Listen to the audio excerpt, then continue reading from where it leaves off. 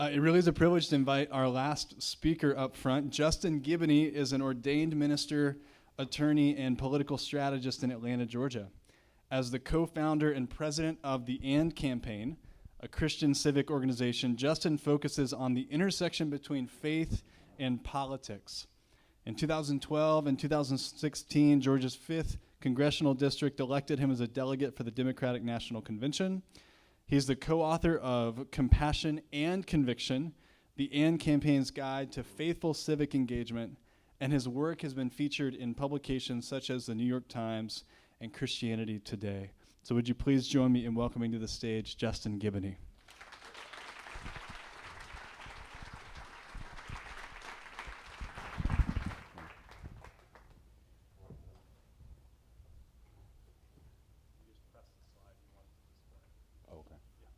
Okay. You can take it now. Thank you. Good day. Thank you for staying in there. I know you guys have been here for a minute, so I certainly appreciate you remaining for this last hour. Let me rush to thank Faith Co-op, to thank Jonathan Ingram and his team, Mel and others, for the invitation. As Michael pointed out, to come and have a conversation about the intersection between faith and politics, you hit some touchy subjects. And I understand that when someone is trusted in their community and they bring someone in to speak, they're taking a chance. And so I am honored to be entrusted with the opportunity to talk to you guys about these very tender and touchy subjects. I do not at all take that lightly. It's a pleasure to share the stage with people like Caitlin, people like Michael Ware, who is, as far as I'm concerned, is still a part of the AND Campaign, but was at the time formerly part of the AND Campaign. And just knowing that the AND Campaign wouldn't be what it is today without him and all the things that he's done for us. And he brought a wonderful word that is clearly hard to follow up. But it's a pleasure to be and share the stage with those two and others, and also Micah. This is a pleasure. I woke up this morning and I saw two tweets that I said, you know what, I have to bring this up today because I think it fits in what I'm about to say. The first tweet that I saw was talking about how Fox News actually didn't show the former Republicans who spoke at the Democratic National Convention, right? For some reason, didn't want their viewers to see those remarks.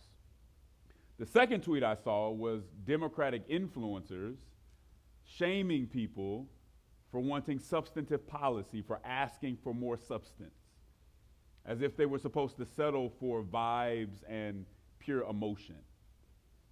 And these are the type of influences that we have in our public square today.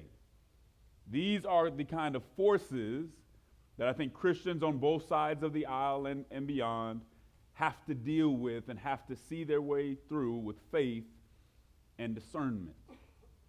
This is how our information can be manipulated, and the pressures on us can exploit and manipulate us.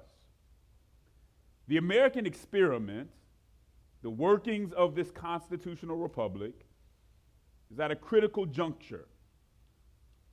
Not only are we lacking or missing a common story and a common vision, we can watch the same occurrence from a similar location and walk away with completely different recitations of the facts. We now force the facts to comply with our narratives rather than our narratives complying with the facts. My friends, this is a crisis of epistemology, a crisis of intellectual humility, and a crisis of conscience, where nothing is sacred and objectivity is discouraged. Those who once told us that character mattered now see character as a politically impractical thing or perhaps irrelevant. Those who told us at one time to follow the science ignore biological and physiological realities when the science doesn't fit their agenda. Bad faith, Bad blood and bitter rivalries litter our cultural and political landscape, limiting our ability or maybe our willingness to do the hard work of democracy building, which is to set aside our petty hang-ups and naked self-interest to work for something much greater than us as individuals, to discover what it means to share power and respect the opinions of others, even those who oppose us. But we seem, in many instances, to be more committed to the fight than the pursuit of the solution. And as a consequence, our healthcare system seems to keep Americans sick and bankrupt. The working poor can break their backs with 2 jobs and still can't afford housing. And some school children are taught the intricacies of sexuality, but never learn to read. Church, there's an urgent question confronting us, which is, who are we exactly in the public square? What is our calling and what ought to be our posture in that space?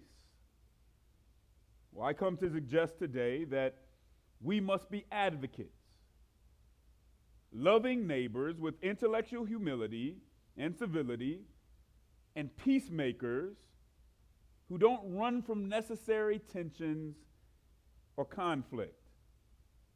Our public witness must be studied, clear, and confident, but never self-righteous.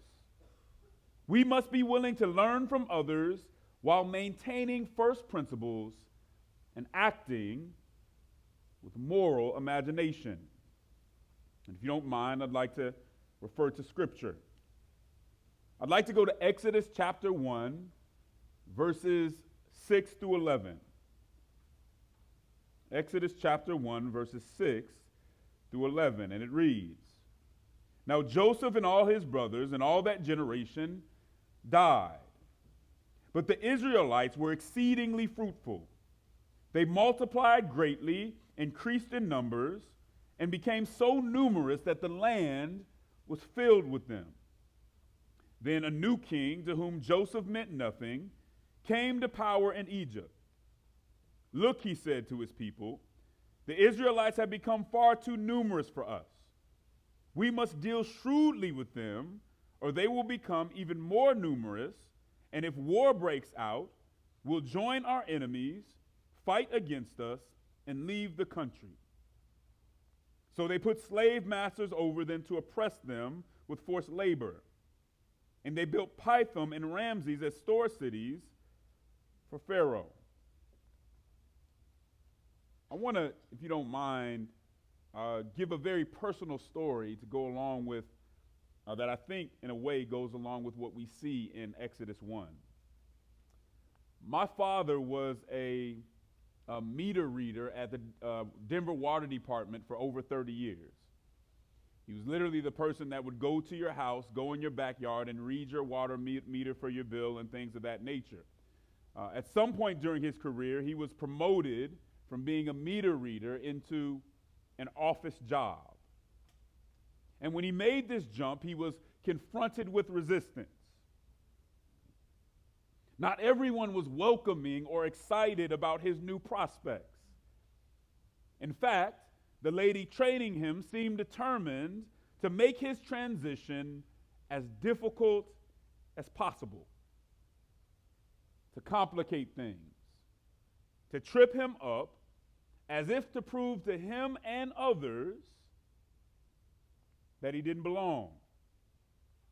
And in one instance, when he politely questioned an inconsistency in her instruction, she became irate, screaming obscenities and questioning his intelligence. It became clear to him in that moment that this was more than just a misunderstanding, that something deeper and something more antagonistic was at play. The tirade would end and climax with a physical assault. Swinging an open hand, she would literally slap my father in the face as he sat at his cubicle. Stunned and disoriented, this man from the ghetto of West Side Chicago somehow found the self-restraint to walk away. After all, he had a young family to feed. He would eventually collect himself and go to HR, but they had already been tipped off.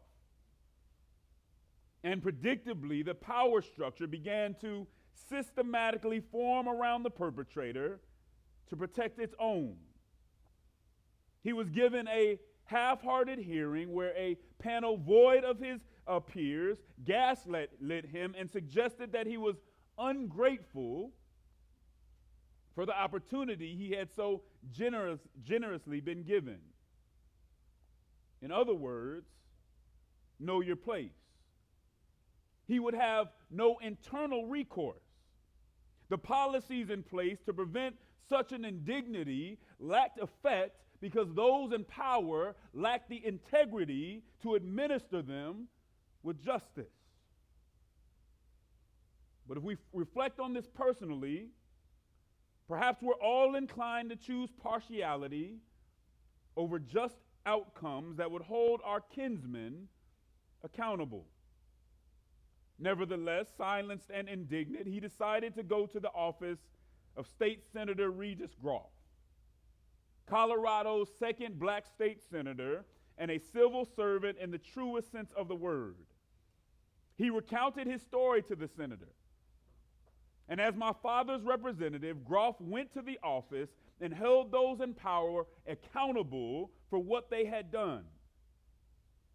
Now, I wasn't there, I've never asked, but I'm almost certain that he had other things on his calendar that day. That he could have spent that time calling donors or dining with power brokers. There were no cameras, there was no compensation, there were no rewards of recognition involved. And my father did not have some big campaign contribution to offer. He didn't have any political or social capital to barter. There was no influence to peddle, nor any quid pro quo to speak of. The senator did it because it was right. Because he was a sworn representative of the people and had dedicated his life to advocating for the common man. And truth be told, I might not stand before you today if he had not taken the time to restore a sense of dignity in a man who had been mistreated and was silently struggling with alcoholism. A young man wondering if he had what it took to be a good father. Trying to break a cycle of fatherlessness. Succeeding and failing and succeeding to overcome the obstacles and temptations of the society around him. Facing struggles of his own making and those of an institutional origin. That advocate did not just bless one man on that day. He blessed an entire family for generations. My father would later surrender his life to God. He would find victory over alcoholism. He would become the father he never knew that he could be. And if we think about it, isn't that story a testament to the genius of democracy? Isn't it an illustration of the brilliance of this constitutional republic? The idea that even the smallest among us deserves a voice and an advocate. The wisdom to understand that none of us, no individual and no group, are fit to lord over others without the checks and balances of equal representation. What an excellent idea. What an outstanding and amazing idea. If we go back to Exodus 1, we see what happens when a people is completely without a voice. The Bible says that when Joseph was alive, the Hebrew people were treated fairly. They were allowed to flourish and be fruitful. This is because those in authority recognized his contribution and they respected him. Consequently, his people had an influential advocate. But when Joseph died and a new king arose to whom Joseph meant nothing, when he stepped in, the Hebrews became nothing more than a threat. Political abstractions, markers on a war room strategy map. From Pharaoh's perspective, the destinies of the Egyptians and the Hebrews were not tied together.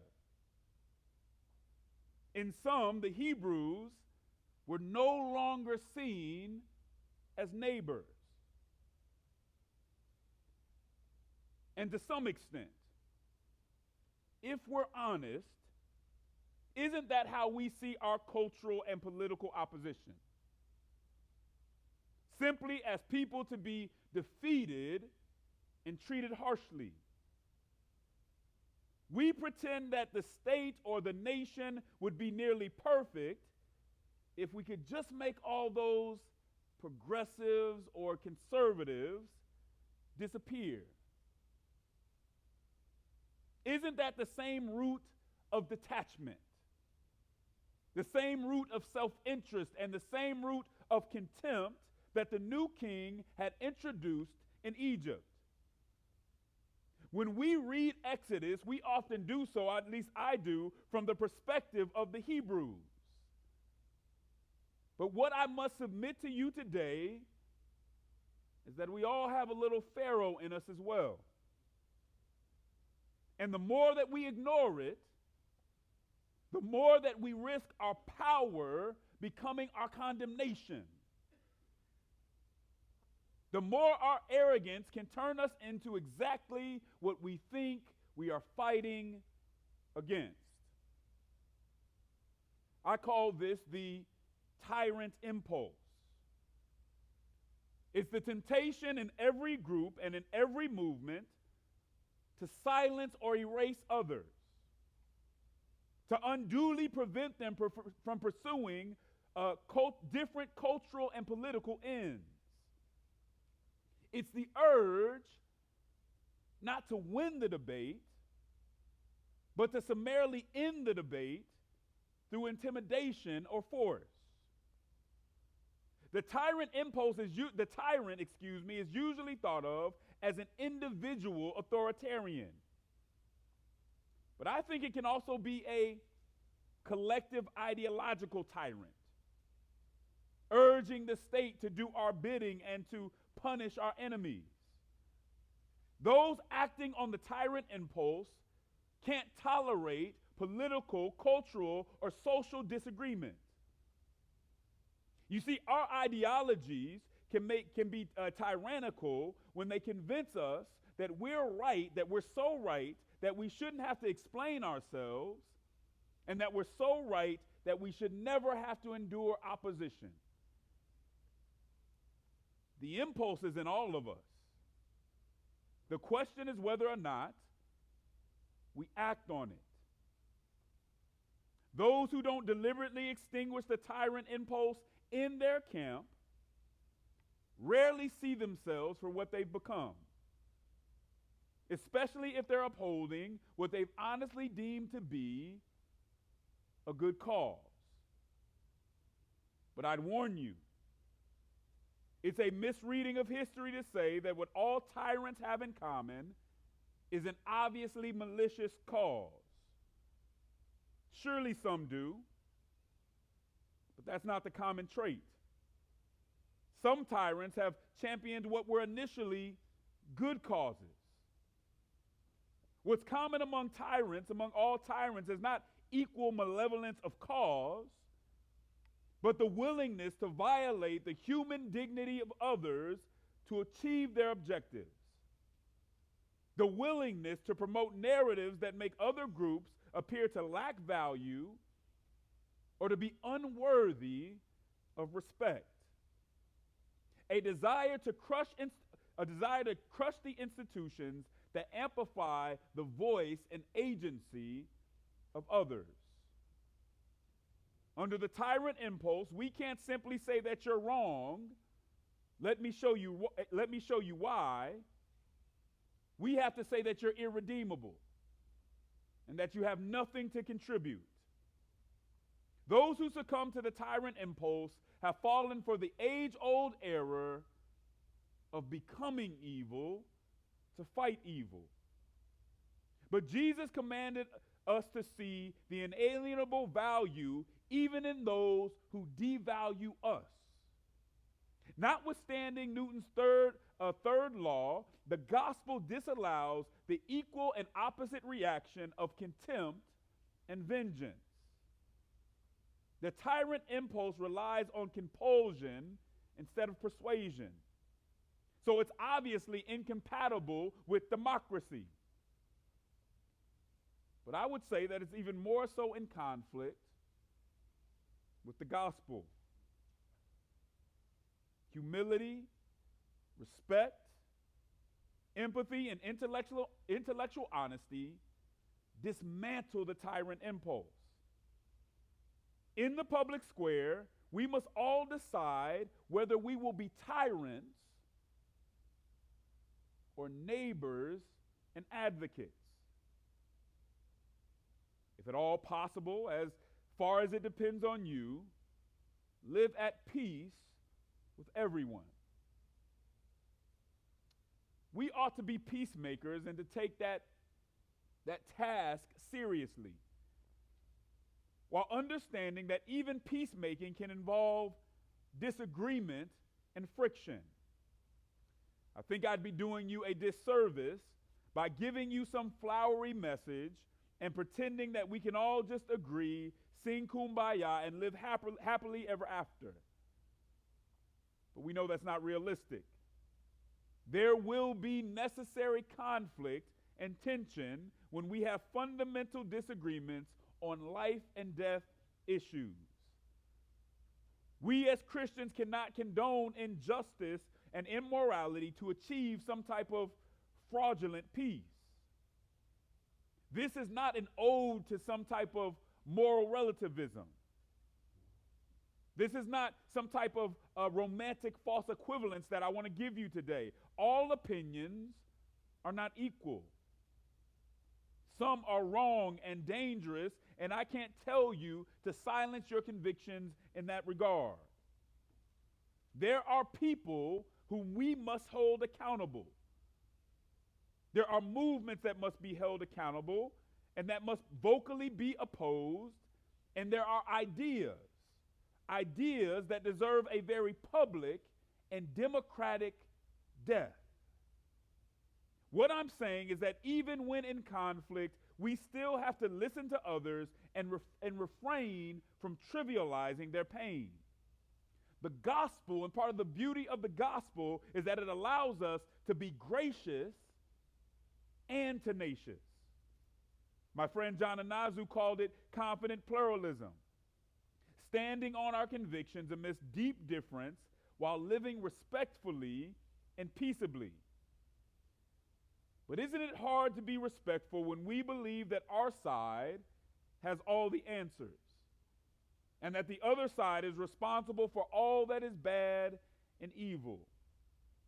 Alexander Solzhenitsyn once said that the line between good and evil runs not through states, nor between classes, nor between political parties either, but right through every human heart. If we're not heartbroken that some in the LGBTQ community don't feel loved by the church, Or conversely, if we don't lament the suicides and overdoses in MAGA America, then we are part of the sickness that is plaguing the nation. We don't have to agree, but we do have to love. You see, we tend to overestimate our rightness and our righteousness. But as I read the gospel, it gives us every reason to walk humbly in the public square, understanding that not all our opinions are faithful expositions or applications of the gospel, but some of them are faulty conclusions perverted by self-interest and blind spots.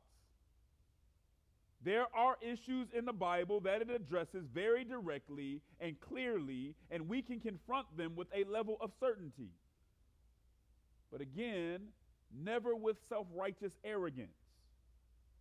Jesus continually chastises those who, like the praying Pharisee, exalt themselves and condemn others. As I read the Bible, I see no indication that God's own people ever had all the answers or a monopoly on good ideas and good works. They were often blessed by the insights of others and sickened by the fruit of their own understanding. God gave us the word, but he did not give any one group all the answers. You see, we're broken. Our intellect is incomplete and can lead to destruction. Even our concept of love is distorted.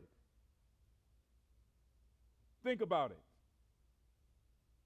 Love for our own has often been treated as a justification for wickedness towards others. As leaders, we must reckon with our partiality and fear what it can do to those under our authority who don't have an advocate in our lives, who we don't see as neighbors. We must rid ourselves of the false and arrogant notion that we or our ideological tribe are intellectual enough, are altruistic enough to rule over others without their contribution. History disproves that proposition over and over again. I'm not going to say any names, but some of us come from an ideological tradition that opposed the civil rights movement. Others of us come from an ideological tradition that ushered in eugenics as some type of intellectual innovation. Conservatism has yet to present us with a perfect meritocracy. Progressivism has yet to prove that replacing God with autonomy can create this perfect utopia. What I'm trying to tell you is neither of them really have proof of concept. We seek near absolute power for one side, but the truth is, none of us are fit to steward it. Let us acknowledge that reality and be humble as we address our neighbors and seek real solutions. Let us not compromise our intellectual honesty out of an eagerness to exalt ourselves and to cast our opponents in the worst light possible. We can't defend ideological conclusions at all costs. If you lean left, you cannot, as a Christian, agree with everything that the left does and that progressives do. If you lean right, you cannot, as a Christian, disagree with everything that conservatives do. We cannot outsource our public witness. We must steward it well.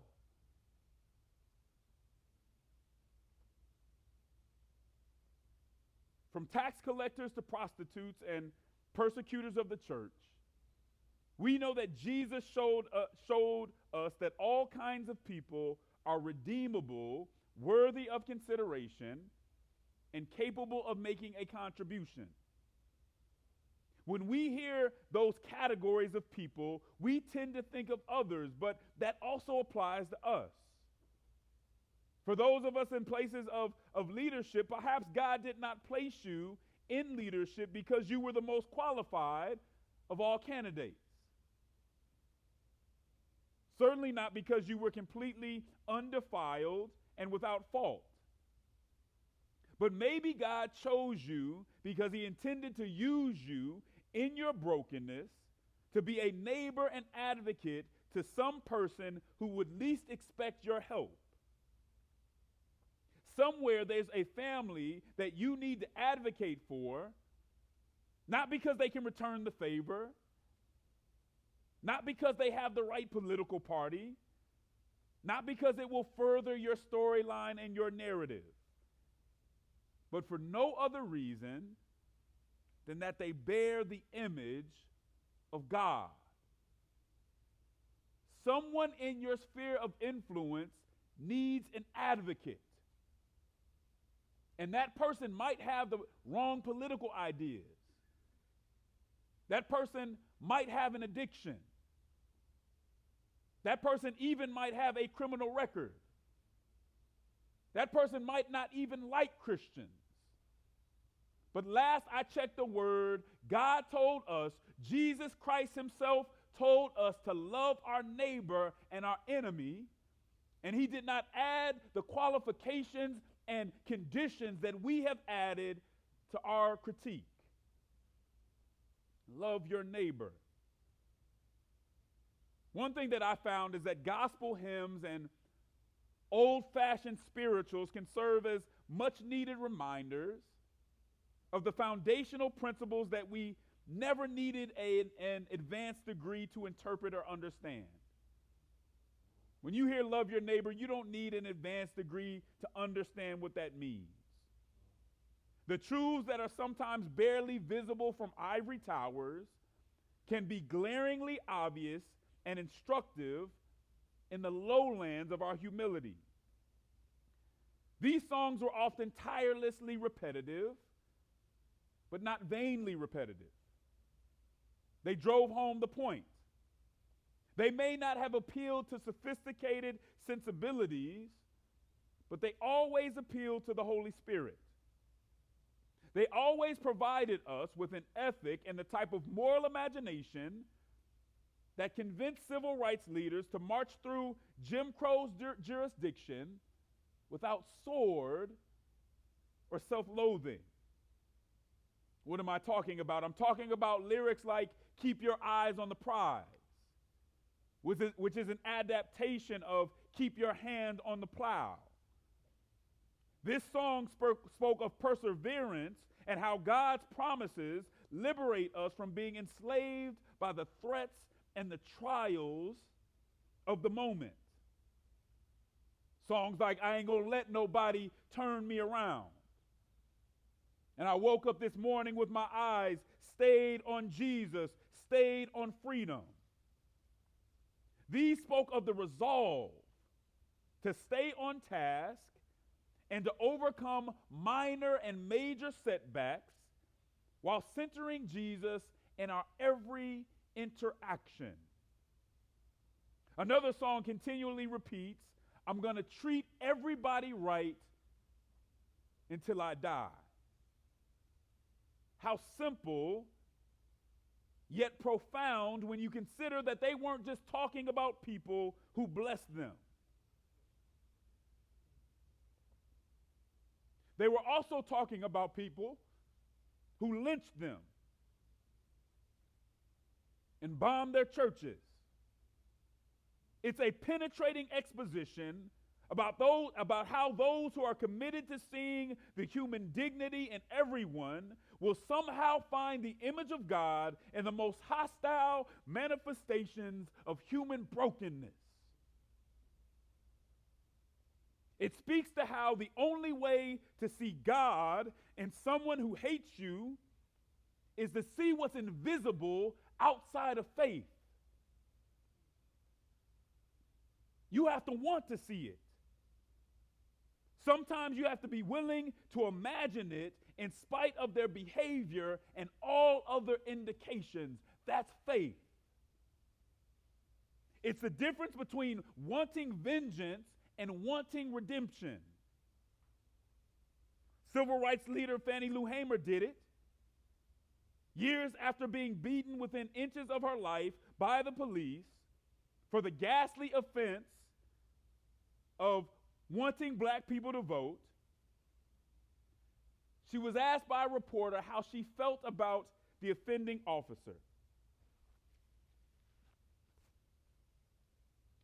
And when she was asked this, I think she gave a very loving but maybe irrational to the world response. Because even after being thrashed with an iron baton for no good reason, even after the officer got away unpunished and she was fined for the incident, Hamer said that she felt sorry for him because he was sick, and that America was sick, and America needed a doctor, and that Christians had to answer the call. She wasn't giving the officer or American injustice a pass. She fought her entire life relentlessly for justice and sought the prosecution of the officer for his crimes. But she didn't let that blind her to what Jesus said, even about the most wicked among us. Love them. She knew it's not love or justice, it's love and justice. And this is the type of moral imagination that the church can offer a fractured society. This is the brand of moral imagination that allows Christians to be peacemakers in belligerent times, that allow Christians to be peacemakers during a presidential election. We must see human dignity even in our sneering, foul-mouthed opponents. This isn't to suggest that their hostility must be ignored or that their crimes go unpunished. No, this is an ode to grace and justice. The justice that frees and also the justice that punishes. It's the fruit of the Spirit that allows us to tenaciously look the offender in the eye and demand justice without leaving room for contempt and vengeance, leaving no room for the sinful reciprocity of the world. I'm not suggesting any type of escapism by which we would complacently accept injustice and abuse, but rather that the proposition in these songs that I've just told you about, that these maxims, inasmuch as they are biblical, would guide our actions and frame our public witness. Not that they would help us evade reality and cause some type of omission, but rather encourage us to carry on through the valley with purpose, tenacity, and grace. That the application of these deep yet uncomplicated soul prescriptions would wash away our contempt and clear our eyes as we held on tightly to the gospel plow in society. In order to be faithful, in order to really speak redemptively into this fractured society with good news, we must move from cynicism to moral imagination. Moral imagination is the ability to see not simply what has been historically or what is in the present moment, but it's the ability to see what could be in the future, what ought to be. It's hope in the midst of oppression, division, and vitriol. No, it's not a pipe dream. It's more like the Hebrew vision of the promised land to come. It's what convinced Frederick Douglass to learn how to read and write while still in chains and when nothing in his physical line of sight indicated that he'd ever be able to put those talents to use. Moral imagination is exactly what our socio-political landscape is missing today. We settle for Pyrrhic victories, Pyrrhic political victories, because we can't see past the next election cycle. We trade insult for insult because we don't have the moral imagination to understand that human dignity is not scarce, that we don't have to battle over it or hoard it for ourselves, that it's innate and abundant. Those with moral imagination refuse to lower the standard, refuse to lower the discourse just because their opponents have chosen to wade in the mire and the muck.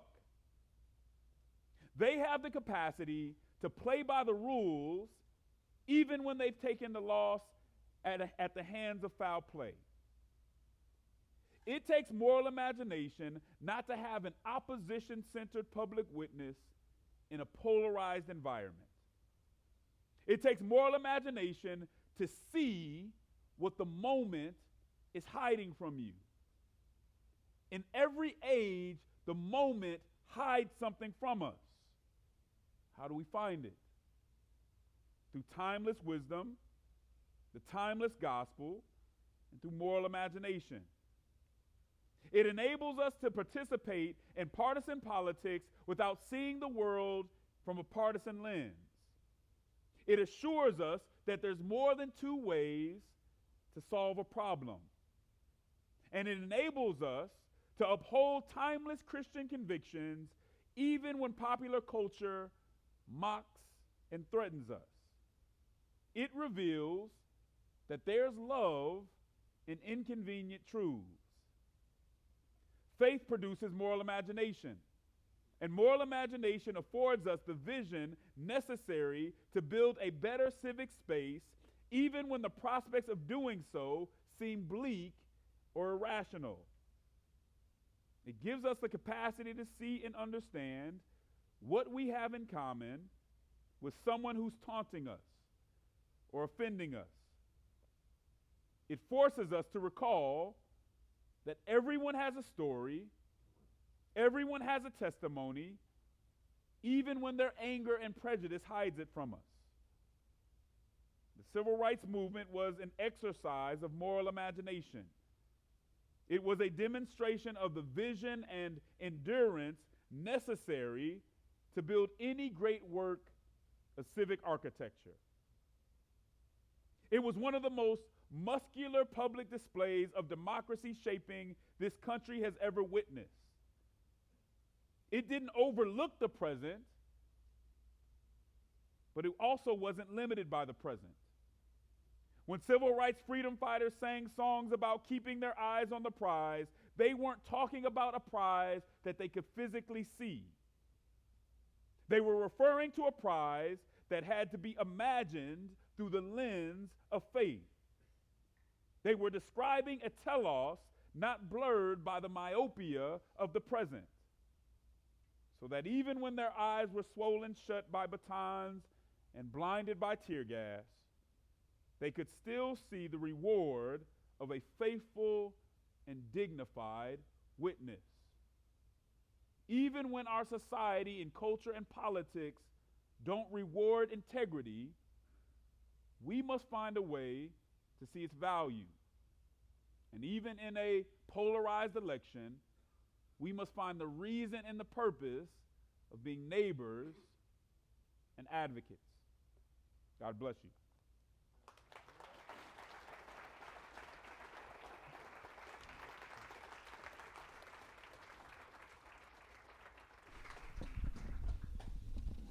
Justin, thank you so much. Lots of questions for coming from the audience, and we only have a few minutes to try to hit some of these.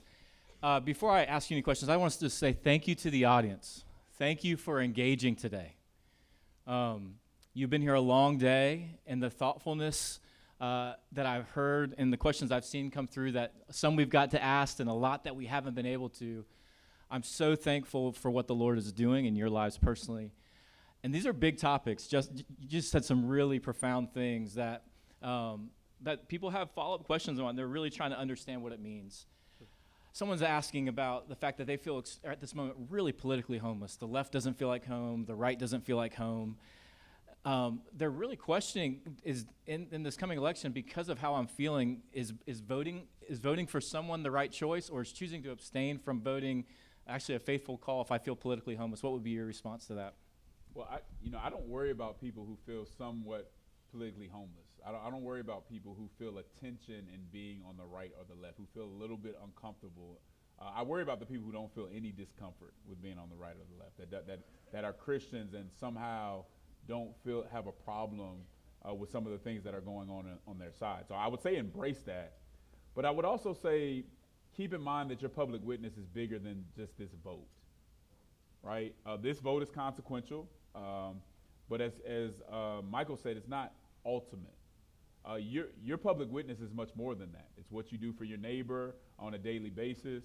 I would say I would encourage you to vote, and understand that in voting, you're not endorsing everything that particular candidate has done or is going to do.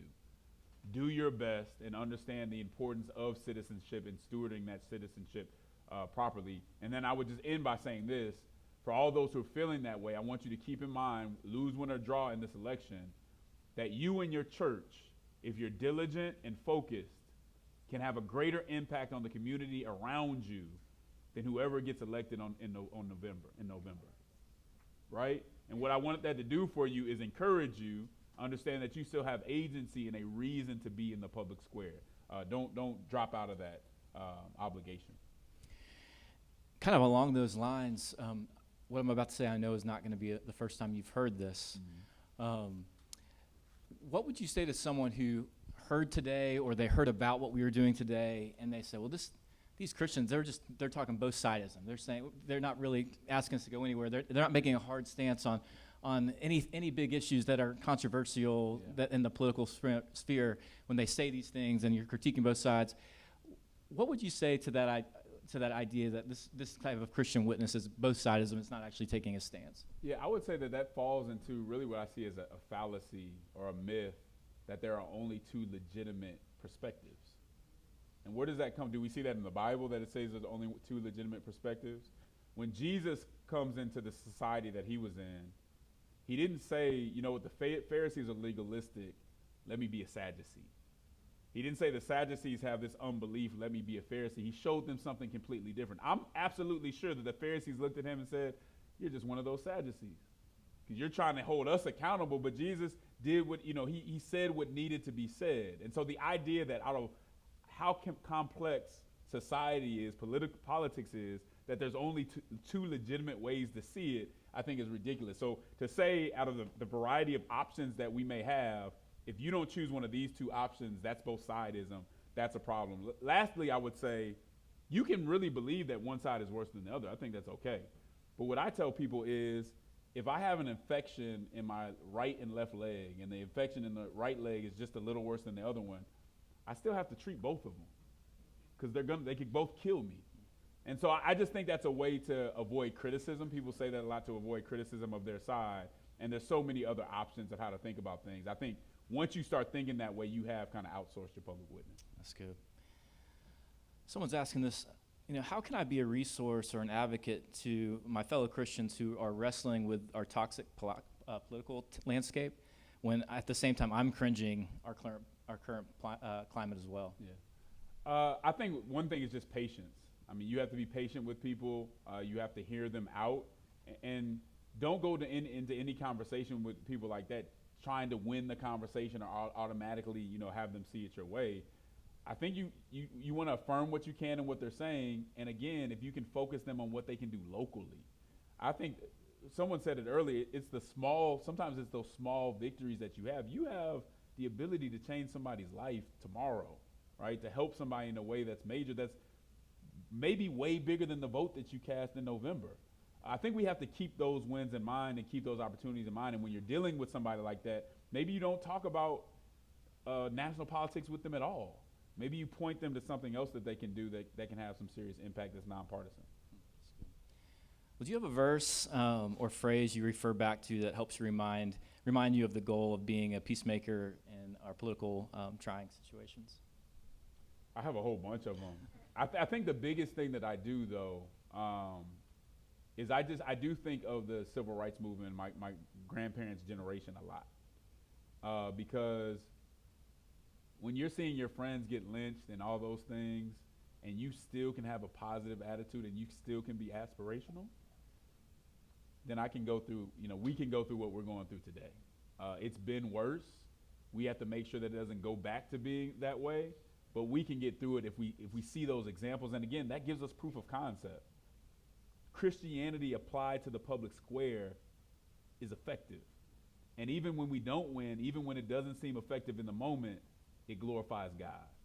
And that's what I think we really learned from the civil rights movement.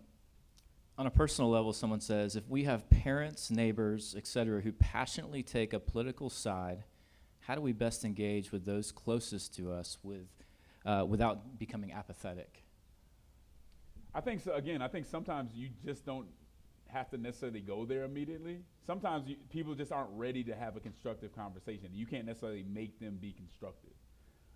If the conversation does go there, I think you start by affirming in what you can and what they say. Is there something, you don't bend over backwards, you don't go against what you truly believe or the truth, but is there something in they say that they have a point? And whenever you can point that out and point out what the other side got wrong, now you've kind of defused the conversation. And you can have a conversation with that person without them thinking you want to walk away with them thinking they're wrong about everything and stupid. And it just show them it's more about relationship than actually who's right or wrong. And again, I would say what I said from earlier, show them ways that they can work with others they disagree with to do good things. We'll do one last question. Is there a place for political protest in the Christian life? Absolutely. Absolutely. I go to the book of Amos. What he was doing was pretty much a protest. There was a reason why the priest comes in and says, get out of here, right? Because he was saying things that they didn't want to hear. You have injustice in your courts. You have impartiality in your courts. You're unjust to the poor. So absolutely there's room for that. There's room for that. But there are standards we have to uphold. And there's a certain type of protesting that Christians cannot do. I will go back to Frederick Douglass when he tells other abolitionists, I believe in abolition, but I don't believe in how you're doing it. And he says this publicly. Today, we don't ever want to question our side. This was a guy who had been a slave going up to other abolitionists and saying, no, that's the wrong way to do it. And so I think if he can do that, and again, certainly we can do that and hold people accountable and do it the right way. Let's give it up for Justin one more time.